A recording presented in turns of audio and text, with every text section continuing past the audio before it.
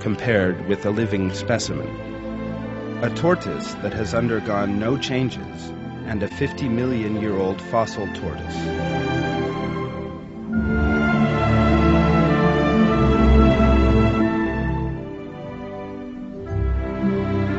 There is no difference between a 195-million-year-old fossil shrimp and those alive today. The alleged evolution of plants is also no more than a myth. On the screen can be seen a living specimen of the plant Acer monspesulanum and a 30-million-year-old fossil. Fossils of the invertebrate mollusk, known as the chambered nautilus, frequently encountered in today's seas, are also found in Cambrian strata dating back 520 million years. The nautilus has undergone no evolution from the time of its creation down to the present day. A fossil fish dating back 200 million years shows no difference between the old fish and those living today. The theory of evolution maintains that living things developed from simple forms to the more complex. This is a prejudice that does not reflect the truth.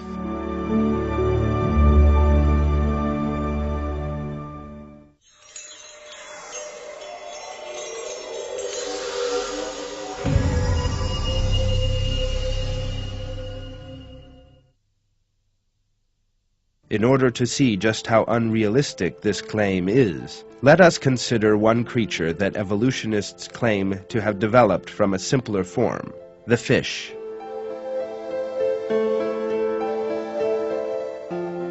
If you examine any species of fish, you will see that in order to swim, all it has to do is wave its tail. Under normal conditions, when the tail is moved in one direction, the head should be pushed in the other direction, with equal force. Yet this is not what happens. Fishes' bodies have been created in such a way as to eliminate this effect.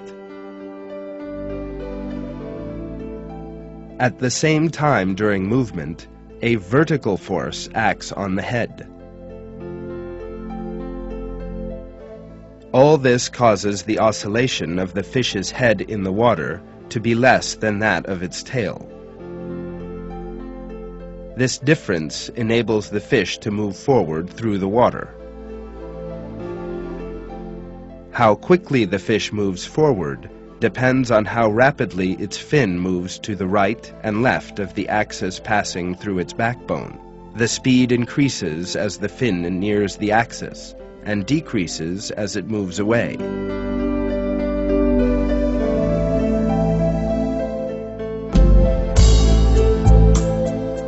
Just how efficient is this system?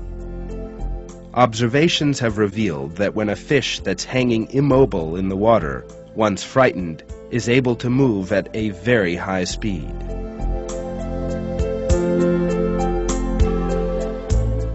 From a complete rest, some small fish can reach their top speed in as little as 1/20th of a second. They can produce a propulsive force up to 4 times their own weight.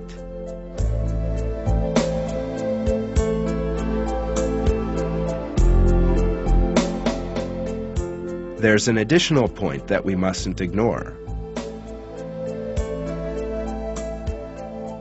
Fish exhibit this impressive performance in water, whose resistance is higher than that of air.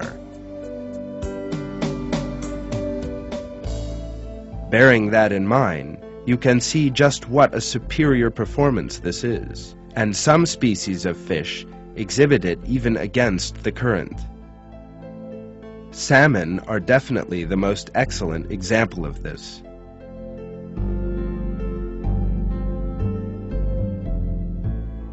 Salmon reaching the sea can spawn, and thus ensure the survival of subsequent generations, only by reaching the same river where they were hatched and laying their eggs there. In order to reach their spawning grounds, therefore, salmon have to constantly swim upriver against the current.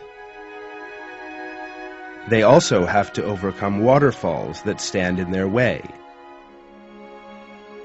and often must leap up to 4 meters forward and 2 meters above the water's surface.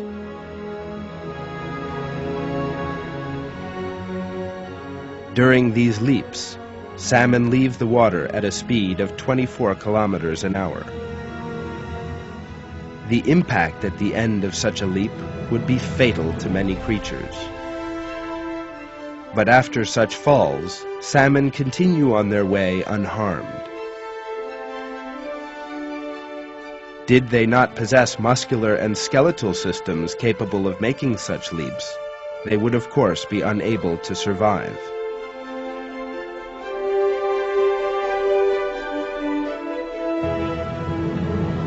We know that fish do not move forwards only. They cannot survive without being able to move up and down. This problem is overcome with another structure that God created in them. Thanks to the swim bladders in fishes' bodies, they are able to sink to the bottom or rise up to the surface.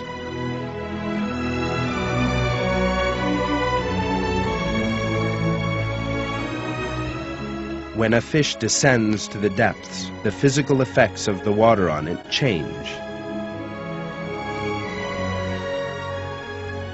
It adapts to different conditions at these various depths by reducing or increasing the amount of air in its swim bladder.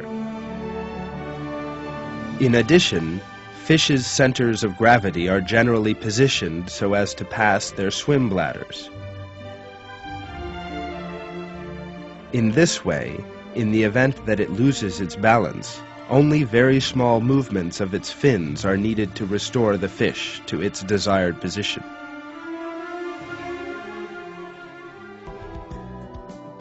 Most fish are covered in a very resistant skin, consisting of an upper and a lower layer. The upper contains glands that secrete mucus, whose slippery or sticky texture helps reduce friction to a minimum as the fish moves through the water. This permits fish to move faster.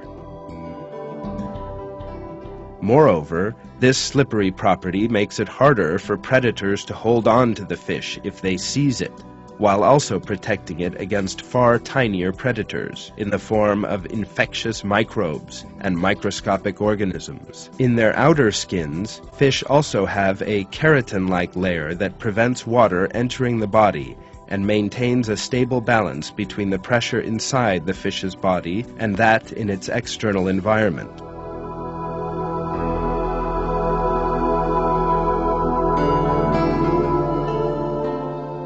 Were it not for this layer, water would enter the fish's innards and cause its death. As we have seen, many systems must coexist in order to facilitate fish's movement through water. The structures and functions of these systems are entirely different from and independent of one another. Yet any one is of no use without all the others, and any deficiency will spell death for the animal. For example, the mucus fluid must maintain specific levels of slipperiness and stickiness, and at the same time must also have antimicrobial properties. The fact that all these conditions are met, and not in an enormous chemical plant, but in a layer just a few millimeters thick under the fish's skin, is a definite miracle. These features, requiring great knowledge and skill, are just some of the proofs that God has created all these species of fish. God reveals the infinite nature of His might in verses.